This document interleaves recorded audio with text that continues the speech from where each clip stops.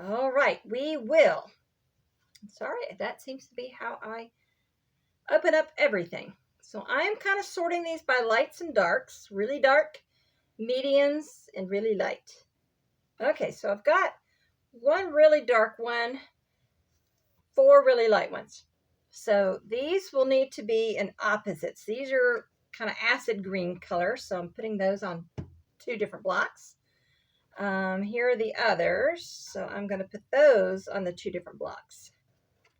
I've got some mediums. This is almost to the dark, so I'm going to put that on 2 different, and then fill in the 2 other holes.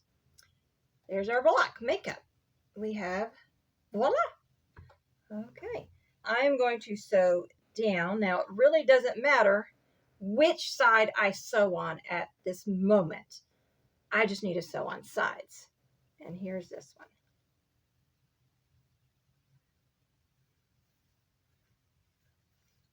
one. I do, however, want to keep these for last for the moment. Okay. So I'm going to make sure it's all even. They are all 2 inches. Line that up there. And then we are going to do what is called chain stitching.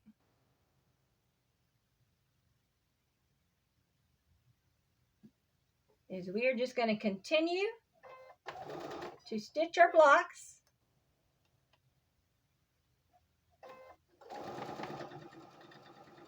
All in a row.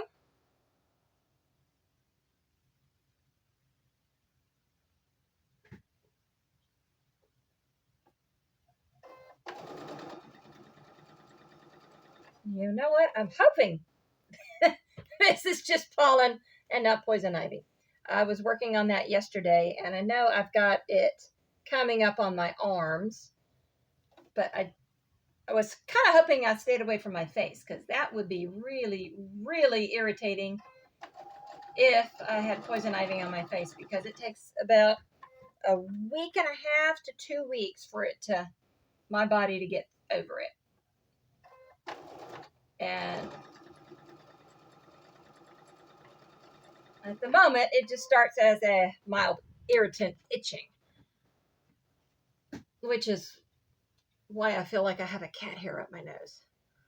So we shall see what I have in a couple of days. In the next couple of days, it'll depend on whether I'm having to go be polite elsewhere or if it's just pollen. All right. So I've got these up. I'm pressing them, and I want to kind of furl them. So I have a definite light and a dark. So I'm going to put the dark face up. Okay. Make sure, yeah. Dark face up. They've all been pressed initially. So let me open them all up. Finger press them up by hand, because they've got that little heat still in there. So they're still going to hold the up. It might not be all the way over, but it will be up. Then I can come back and slide that on.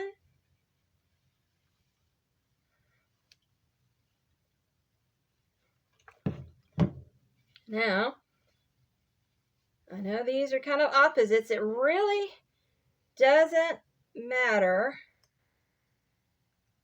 which side is which. Oh, I do kind of want to, since I'm going to have mine this way, it's going to be in that 2 square and the 4 square. I want to have these kind of opposite. So I'm going to have these light acid colors on my 4 corners. Then let's do that. So my next, because I did them all to the darker side, I can now, what they call is nest my seams. So this seam's going this way, this seam's going this way. Since it is the 1/4 inch, I'm going to press. I've got them together, and I'm going to kind of move my fingers in opposite directions to seat that. And I'm also going to make sure that the rest of my blocks are coming together. Now, if I had a lot to do, I would pin them and do each one and pin them right at the center. But I've only got, 2 sets of these.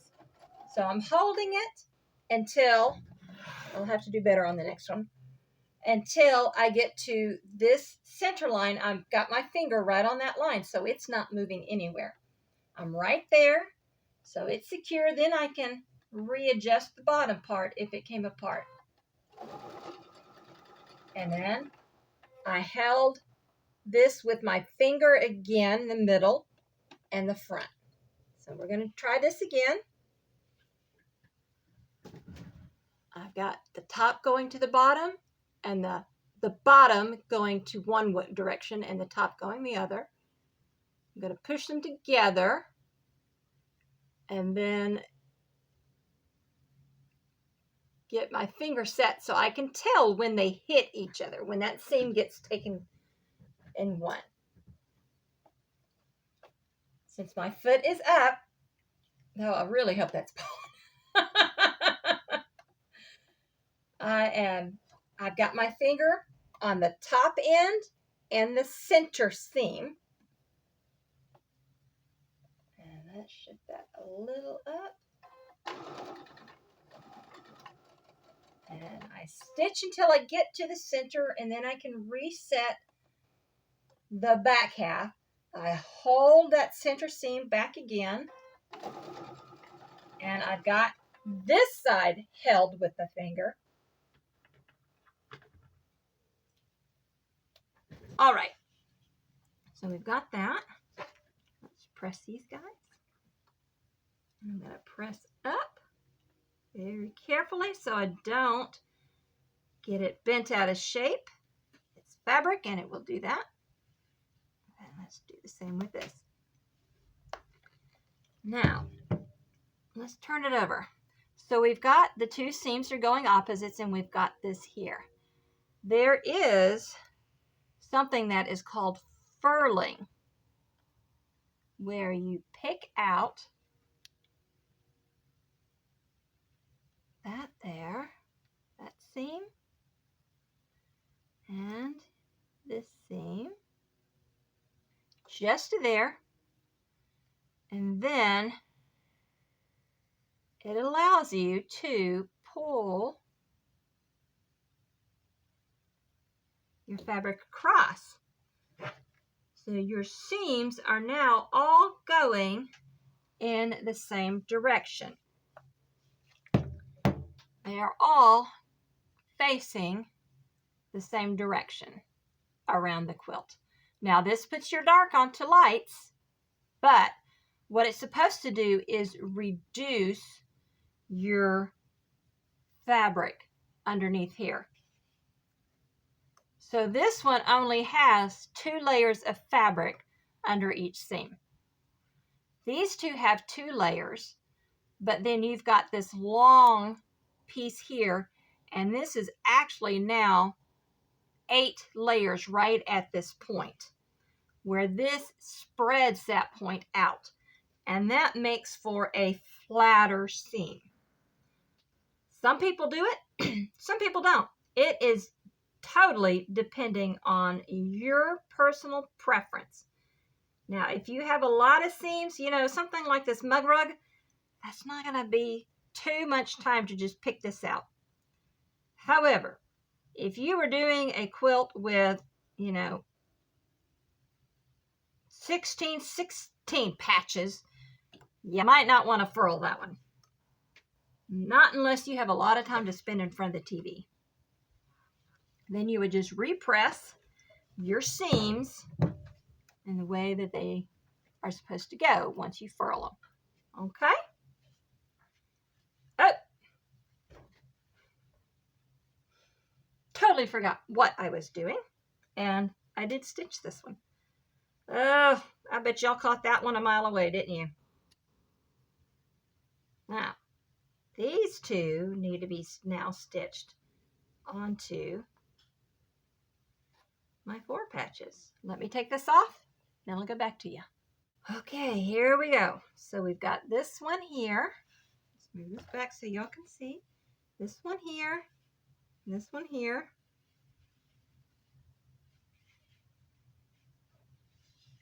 All right, so we've actually got a light running through the center, which is okay. So I'm going to do the top and the bottom again. Stitch those.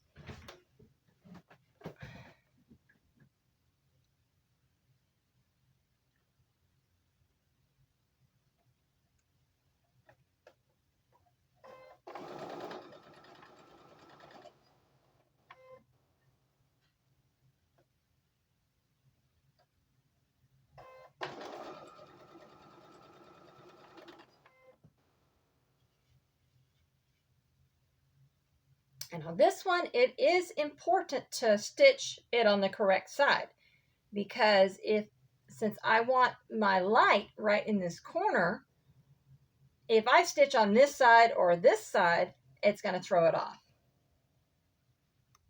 And again, at least this one is one big one on top. I like having that seam on top, and because I furled the bottom seam, it's actually going the opposite direction than it should, so I'm going to run over it this direction.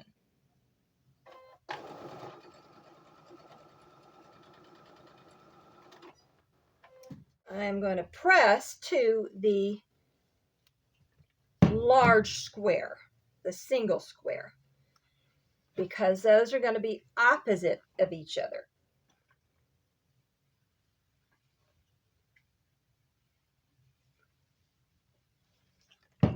Right.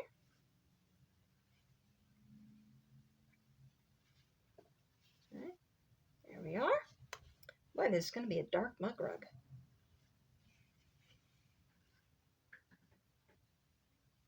I seem to be.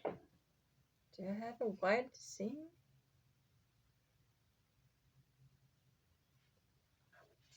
I'm going to check this just a second. It looks a little wonky. Let's see.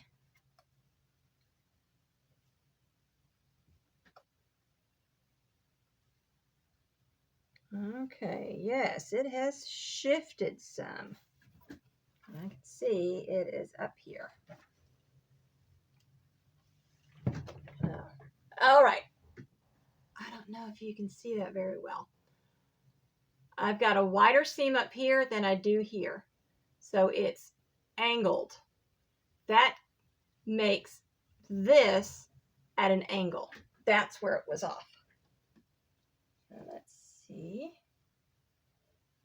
Did I set it on the block right? Nope. Okay. I have more green poking out on this side than I have. So I obviously did not set it right. And it could be that when I pulled it through, it got caught or something, and it kind of pulled the bottom out. So whenever, that's always the exciting possibility of doing yours. So what I'm going to do is I'm going to pull this so it's straight now.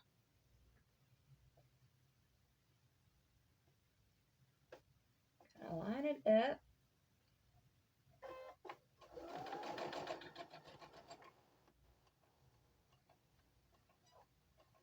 And I'm doing it on this side now, so let's just take out the rest of it while I can.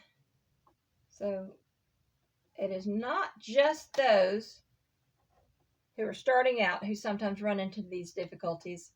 Now, if you have this difficulty going on and on and on in a single time and you're getting frustrated, stop. Just stop. You do not have to keep doing this while you're getting frustrated. Because believe me, sometimes both you and your machine need a good little 5, 10, 15-minute break. Then you can come back. Because nobody enjoys doing things when they're frustrating. All right.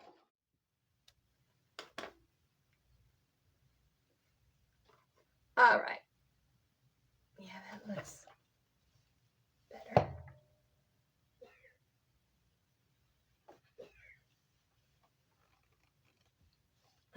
Okay. So they're on opposite sides.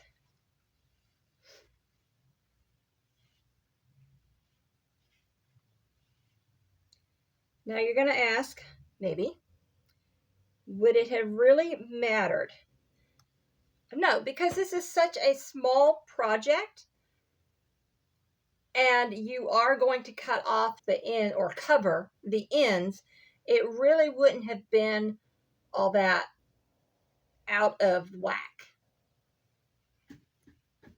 However, if you were working on a larger quilt, so you have to either account for that or from a backing or put all of those same size blocks in the same quilt, so you're not having to stretch one or reduce one. Now I'm going to use this as a stylus because this one is now my seam here. Would help if you can see my seam here is facing that direction, which means the feet will open it up when it's doing it. So I'm holding it down with the tip of this. I'm going through, waiting until it gets under there. Then I stopped it. I would, if I have to do it manually, I would raise it manually and then drop it once it's on top of the fabric. So they have things called styluses. They're just really along, it's an awl, A-W-L, with a pretty handle instead of wooden ones that you find in a woodworker shop to hold it. I use this. I use pins. I have long pins.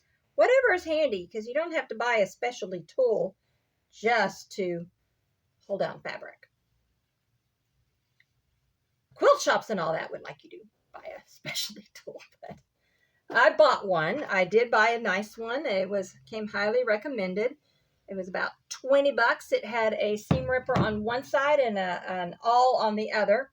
It was wooden, and on one side it was kind of a pointy end, so you can press with it. And my stiletto fell out. And to that matter, so did the needle, the seam ripper. It's like I spent 20 bucks on something that fell out, whereas I can get these for cheap. See, that one fell out. It's gone too. It wasn't 20 bucks. But I've got the other end.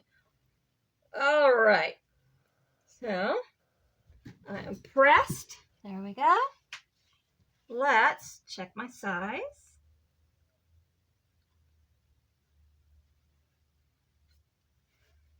All right. I'm hoping I am close to 6.5 square. We will find out.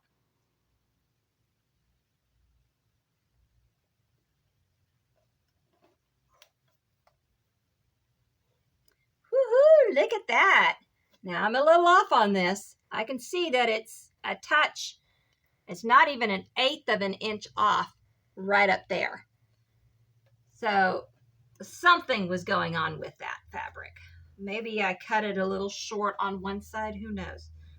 But now that we've got this done, I am going to furl right in this area because I've furled the others. I might as well furl this one. So I've got that one pulled back, and that one is already off anyway. So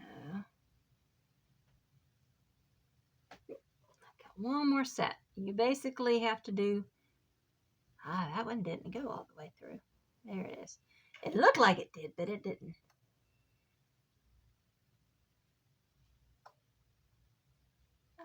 I'm furling the wrong side. That's why it was having issues. Okay, let's pull this back this way. Okay.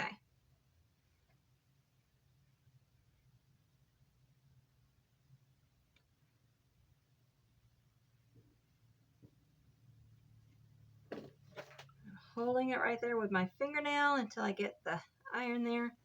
And giving it a good press. And press the front side.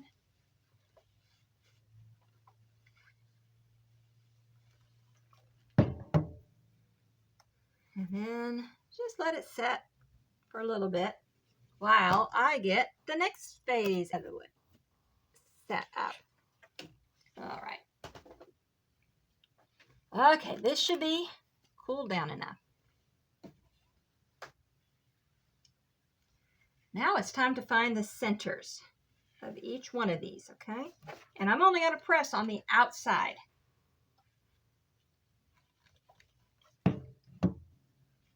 I don't need it pressed all the way to this middle. I just need to know where my center is on the edges. That's one. Be a little cautious with this. Okay, so quick tip. Batting is called dimples up, pimples down. So when they punch this together, it's basically needle felted. So when they punch it, the needles create dimples. And on the back side, there's pimples. So you can see that looks pimply, doesn't it? So that's down while this is up. So I am going to do back side. And I've got to be very careful because this leaves a mark. As you can see, little things. So when I do these, I usually have a press cloth, but I'm just doing the ends. We already have the middle of each section here. So we are going to layer this. I am going to pause this and I'll be back.